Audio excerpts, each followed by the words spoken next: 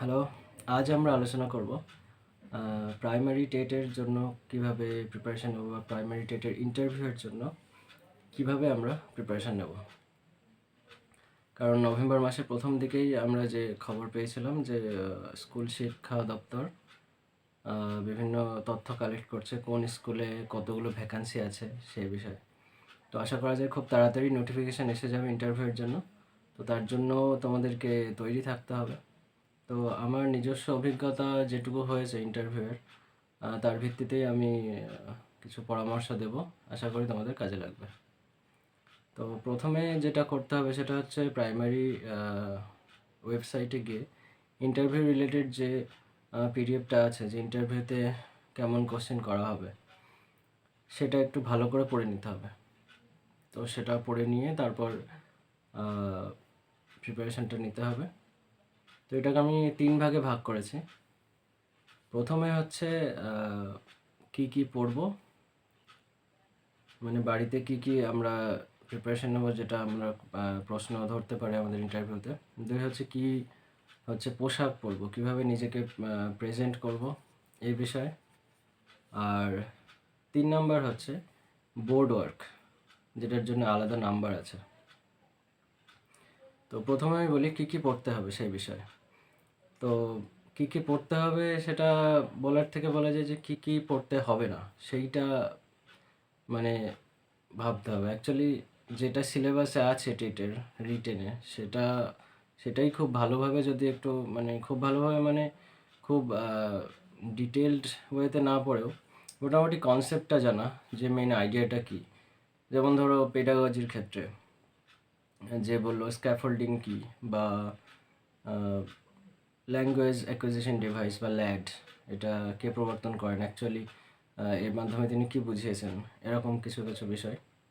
বা বিভিন্ন শিক্ষাবিদদের তত্ত্ব, পিয়াজে বা অন্যান্য যারা আছেন তাদের তত্ত্বগুলো একটু ভালো কনসেপ্টগুলো দেখে যেতে হবে, যাতে সে বিষয়ে যদি প্রশ্ন করে মোটামুটি একটা আইডিয়া তোমরা দিতে পারো। আর আরেকটা বিষয় পড়তে হবে, সেটা হচ্ছে যদি কারো অনার্স থেকে থাকে কোনো নির্দিষ্ট বিষয়ে, সেই সাবজেক্টটা খুব ভালো করে দেখে যেতে হবে। যেমন আমার ক্ষেত্রে ইংলিশ অনার্স ছিল, তো আমাকে ইংলিশ থেকে অনেকগুলো প্রশ্ন ধরেছিল, গ্রামাটিক্যাল বিভিন্ন ছোটো ছোটো কোশ্চেন সেগুলো ধরেছিল। আর যদি অন্যান্য বিষয়ে সাবজেক্ট থাকে, তো অন্যান্য বিষয়ে তোমাদের অনার্স থাকে, সেটাও পড়ে যেতে পারো, সেই বিষয় থেকেও প্রশ্ন ধরতে পারে। আর পড়তে হবে হচ্ছে তোমার লোকালিটি, স্থানীয় তোমার শহর, জেলা বা সেখানকার স্থানীয় বিখ্যাত সাহিত্যিক, বা কী কারণে সেই জায়গাটা বিখ্যাত, আশেপাশে কোনো নদী থাকলে সে বিষয়ে এই বেসিক জিনিসগুলো জেনে নিতে হবে। সেন্সাস রিপোর্ট, সেখানকার ডেমোগ্রাফিক যে স্ট্যাটাস আছে রিসেন্ট, সেটা জেনে রাখলে ভালো হয়। আর এছাড়াও নিজের নামের অর্থ, তুমি কেন এই চাকরিটা করতে চাও, এই জিনিসগুলো একটু জেনে রাখতে হবে। আর বাংলার ক্ষেত্রে যেমন কিছু কিছু ব্যাকরণটা খুব ভালো করে পড়তে হবে। কিছু কিছু টার্ম যেগুলো যেমন এক কথায় উত্তর দেওয়া যায়, যেমন যৌগিক বাক্য কী, বা অঙ্কের ক্ষেত্রে মৌলিক সংখ্যা কাকে বলে, একটা উদাহরণ দাও, ভগ্নাংশ, প্রকৃত ভগ্নাংশ এর একটি উদাহরণ দাও, এরকম কিছু কিছু বিষয় মোটামুটি আইডিয়া রাখতে হবে, বেসিক যে জিনিসগুলো। আর যেটা করতে হবে সেটা হচ্ছে, যেটা অনেকেই করে না, সেটা হচ্ছে ক্লাস পিপি থেকে 4 পর্যন্ত যে বইগুলো আছে তাদের প্রত্যেকটার নাম, আর তার কি কি সাবজেক্ট, যদি বলা হয় যে ক্লাস 3 এর বাংলা বইয়ের নাম কি, সেটা কি পাতাবাহার না আমার বই না কী আছে, তোমাকে সেটা জানতে হবে। বা মেনশন করে দিতে পারে যে ক্লাস 4 এর বাংলা বইয়ের একটা কবিতার নাম বলো, যেটা ওই বইতে আছে। এইগুলো জানতে হবে অবশ্যই। এগুলো খুব হেল্প করে তোমার ইন্টারভিউতে, তোমার নিজেকে প্রেজেন্ট করবে যখন যখন এগুলো পড়ে যাবে, তখন তিনি বুঝবেন যে তুমি সিরিয়াসলি এই চাকরিটার জন্য, বা এটা চাকরি হিসেবে না দেখে আছে, তোমার প্যাশন আছে এটার প্রতি, এই শিক্ষকতার প্রতি, এটা তিনি বুঝতে পারবেন। তো এইগুলো পড়তে হবে। এবার আসি কীভাবে কী পোশাক পরবো। পোশাক বলতে ছেলেদের ক্ষেত্রে ফর্মাল যে ড্রেস আছে, শার্ট প্যান্ট, শু পরতে হবে। শু পরাটা ম্যান্ডেটরি না, কিন্তু পরলে ভালো হয় নিজেকে ভালোভাবে প্রেজেন্ট করার জন্য। আর মেয়েদের ক্ষেত্রে যেটা তাদের ফর্মাল ড্রেস আছে, শাড়ি যে পরতেই হবে তার কোনো কথা নেই, যে কোনো ফর্মাল ড্রেস যেটা নিজেকে একদম ভদ্র মার্জিত একজন শিক্ষক বা শিক্ষিকা হিসেবে প্রেজেন্ট করতে হয় সেইভাবে করতে হবে। আর নিজে একদম যখন বসবে তখন ইন্টারভিউ দিতে যাওয়ার আগে অবশ্যই, যেটা তোমরা জানো অবশ্যই, যে পারমিশন নিয়ে ভেতরে যাওয়া, তারপর তারা বসতে বললে তবেই বসা, আর বসার সময় আহ, নিজের সিট দ্বারা সোজা রেখে বসা, এবং যখন কথা বলবে আই কন্ট্যাক্ট রেখে কথা বলতে হবে। এটা খুব ইম্পর্ট্যান্ট। অনেকে এরকম মুখ নিচু করে কথা বলে, সেক্ষেত্রে কিন্তু তোমার নাম্বার কমে যেতে পারে।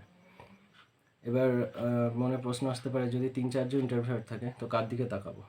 তো এক্ষেত্রে নিয়ম হচ্ছে, প্রথমে যখন সবাইকে স্বাগত মানে নমস্কার জানাবে, অবশ্যই সবার দিকে তাকাবে, কিন্তু যখন প্রশ্ন করা হবে তখন যে প্রশ্ন করছেন তার দিকে তাকিয়ে আই কন্ট্যাক্ট রেখে কথা বলতে হবে।